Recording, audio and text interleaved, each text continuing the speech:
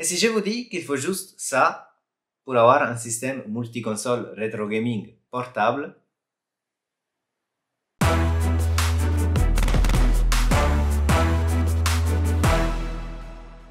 Salut Beciotti et bienvenue sur ce tuto où je vous explique comment transformer une petite clé USB comme celle-ci dans un système multiconsole rétro gaming portable. Déjà, pourquoi j'ai choisi exactement cette clé? C'est une clé sans disque ultra fit USB 3.1 avec une vitesse de lecture jusqu'à 130 mégaoctets et une capacité de 128 Go. Vous avez exactement la même clé avec une capacité de 256 Go ou 512 Go. Bien sûr, vous pouvez utiliser n'importe quelle clé USB qui traîne chez vous, mais elle doit avoir une capacité minimale de 8 Go. Avec cette méthode, vous pouvez jouer des jeux de la Nintendo jusqu'à la Wii U, de la PS jusqu'à la PS3 ou même de la Xbox. Et ces jeux-là vont occuper plus de 1 Go de taille chacun. Donc à ce moment-là, il vous faut de l'espace. C'est pour ça que je préfère cette clé de 128 Go. Déjà pour sa vitesse de lecture, pour la taille super petite, on risque même de la perdre si on ne fait pas attention. Et en troisième, c'est sa capacité par rapport au prix. Elle coûte simplement 20 €, je la trouve pas chère. Et avec 128 Go, vous en faites rentrer des jeux pour console dans cette clé. La méthode que je vais vous montrer permet de faire un flash d'un système d'exploitation Linux avec plein d'émulateurs pour console déjà installés dans cette petite clé. Et pourquoi je kiffe ça? Parce qu'on peut ramener cette clé partout, on peut la brancher sur n'importe quel système Windows ou Mac et on peut bim immédiatement jouer sur plein de jeux rétro gaming avec juste une petite manette comme cela qu'il faut brancher sur le PC et vous êtes prêt à jouer. Déjà, je trouve ça génial parce que supposons que vous êtes en voyage et vous avez un PC portable, rien ne vous empêche de brancher cette mini clé et de commencer tout de suite à jouer sur votre PC. Ou même si vous avez un mini PC à côté de votre télé, vous branchez la clé et bim, vous pouvez jouer sur votre télé sur des jeux de la Nintendo, Xbox, PS, etc. Il y a un autre aspect que je trouve vraiment génial, c'est que les jeux, les sauvegardes et les options que vous modifiez pour un jeu en particulier sont tous gardés dans cette clé. Même si vous allez jouer chez un pote ou vous changez d'ordinateur, vous n'avez rien à modifier parce qu'il est tout directement dans cette clé. Et maintenant, on commence le tuto. On commence le tuto, la première chose à faire c'est aller sur le site de batocera.org. Batocera c'est un système d'exploitation Linux où ils ont été installés plein d'émulateurs pour différentes consoles rétro. On retrouve toute cette liste des consoles déjà installées. Par exemple, on a de l'Atari, du Nintendo, Super Nintendo, Mega Drive, on a quoi? On a du PSX pour la PS, Nintendo 64, PS2, GameCube, Xbox, Wii, PS3. Vous avez vraiment le choix. J'ai choisi Batocera aussi parce que ça a été mis à jour récemment le 6 février. Et c'est constamment mis à jour pour ajouter des émulateurs, améliorer les performances et les options. Maintenant, alors, je vous ai dit, la première chose à faire, c'est aller sur le site de Batocera et télécharger Batocera. Donc, vous allez ici sur Download pour le télécharger et vous téléchargez la version pour Windows x64 ou pour Mac si vous avez un ordinateur Mac. Donc, personnellement, j'ai un ordinateur Windows, donc je vais télécharger Batocera d'ici. Vous n'avez rien à faire, vous lancez le téléchargement. Et après, deuxième chose, c'est aller sur le site de Balena Etcher. Vous inquiétez pas, je vais vous mettre les liens de ces sites dans la description de la vidéo. Et là, vous cliquez aussi Download for Windows ou Mac ou Linux, ça dépend de votre système d'exploitation. Donc, moi c'est Windows et je vais télécharger pour Windows. Une fois que vous avez téléchargé Balena, vous allez l'installer. Vous le lancez, vous l'installez, c'est super rapide. Et voilà, il est automatiquement lancé. À ce moment-là, vous avez juste à brancher votre clé USB, puis choisissez le fichier que vous voulez flash sur votre clé USB. Ce logiciel, je ne vous ai pas expliqué, mais sert juste à flash l'image de Batocera sur la clé USB. Donc, je vais choisir le fichier téléchargé. Batocera, c'est celui-là qu'on a téléchargé. Normalement, il a terminé. Donc, je le choisis. Je vais sélectionner dans quel disque je vais flash l'image de Batocera. Évidemment, choisissez la clé USB que vous avez branchée. Voilà, elle a tout de suite trouvé. Donc, je vais choisir celle-là et je vais cliquer sur Flash. Donc là, il est en train de faire le Flash. Voilà, il a 0%. Ça va pas mettre plus de 5 minutes. Voilà, là il a terminé. Normalement il y a un contrôle pour vérifier que tous les fichiers ils ont été bien copiés sur la clé USB. Vous pouvez le sauter en cliquant sur Skip. Ce que je vais faire en ce moment parce que je suis sûr que tout s'est bien passé. Maintenant, je vous montre comment démarrer la clé directement depuis Windows. Vous allez dans la barre de recherche de Windows et vous tapez récupération. Et précisément, vous allez ouvrir option de récupération. Et à partir de là, vous cliquez sur redémarrer maintenant. Vous patientez. Et après, vous cliquez sur utiliser un périphérique. Puis sur Wi-Fi USB. Parce qu'on va démarrer Batocera sur la clé USB. Donc Batocera là est en train de démarrer, il va mettre quelques secondes à se charger. Une fois chargé, on est dans Batocera. Il y a une autre méthode pour démarrer sur la clé USB et c'est changer l'ordre de démarrage des périphériques dans le BIOS.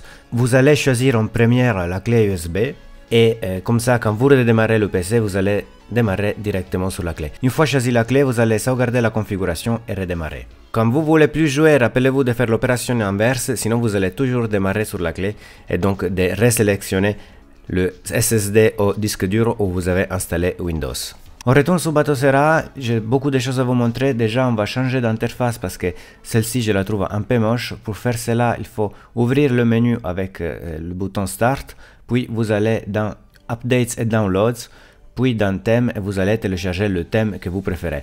Personnellement, j'aime bien le thème Alecful NX. Donc, je vais l'installer tout de suite. Vous voyez qu'il est en train de télécharger en haut à droite. Et une fois téléchargé, il faut le sélectionner parce qu'il n'est pas automatiquement appliqué. Donc, pour l'appliquer, il faut aller dans UI Settings, Thème Set et sélectionner le nouveau thème. Puis, une fois qu'on retourne dans le menu principal, il est appliqué et finalement, on a un Batocera un peu plus joli. Voilà, là c'est déjà plus cool. Et maintenant, je vous montre comment faire pour ajouter des jeux et des BIOS. C'est super simple, il faut juste appuyer sur la touche F1 et ça va ouvrir un explorateur de fichiers exactement comme on est habitué sous Windows. Sauf que là, on est sous Linux et en plus la copie des fichiers est beaucoup plus rapide. Comme vous voyez, en haut à gauche, on retrouve des dossiers et des disques. Alors, dans le dossier BIOS, vous allez copier les BIOS nécessaires pour faire tourner certains jeux. Dans ROMs, vous allez copier le jeu en ciblant exactement la console du jeu. Par exemple, Wii U pour copier un jeu Wii U, PS3 ou PS2, ça lance un jeu PS3 ou PS2, etc. Je dois vous rappeler que télécharger des ROMs ou des BIOS, c'est illégal. Donc, personnellement, je ne vais pas vous en fournir. Mais pour en trouver, il faut juste faire une petite recherche Google, ce n'est pas compliqué. Maintenant, pour copier le jeu, personnellement, j'ai branché une autre clé USB qu'on retrouve là avec le nom No Label et je vous montre que je vais copier le jeu New Super Mario Bros. Wii U dans son propre dossier Wii U dans ROMs.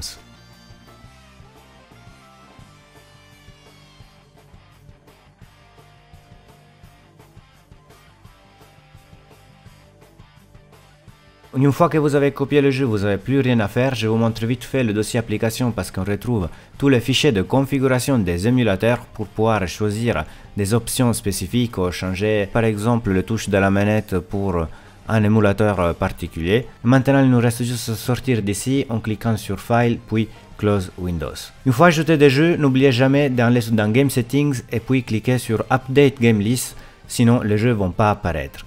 Une fois effectuée cette opération, si le jeu est reconnu par Batocera, il sera disponible dans la liste des jeux pour la console spécifiée. Donc maintenant, si je vais regarder pour la Wii U, on va retrouver Super Mario Bros. Wii U que je viens de lancer.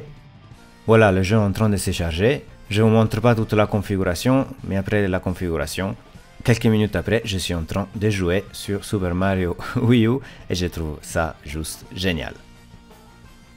Maintenant, il me reste juste à vous montrer encore quelques options de configuration.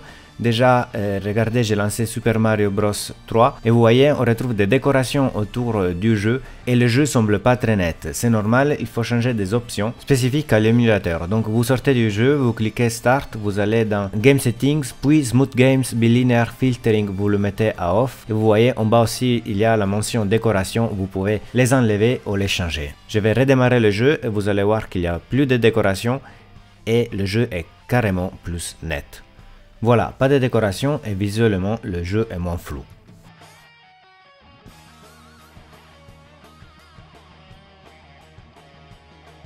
Maintenant on change de jeu, on va lancer Crash Bandicoot pour PS.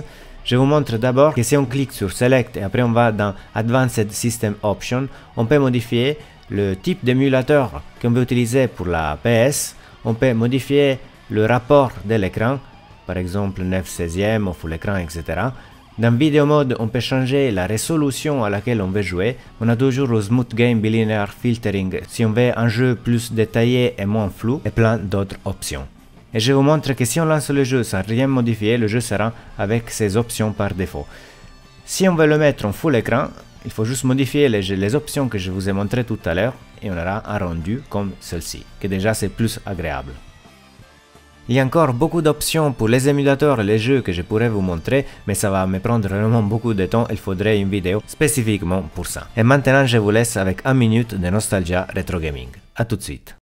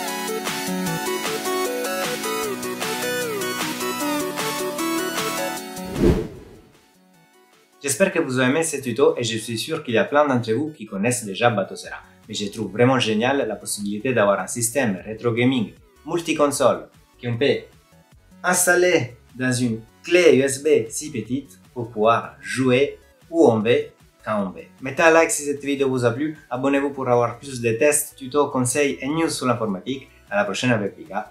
Ciao!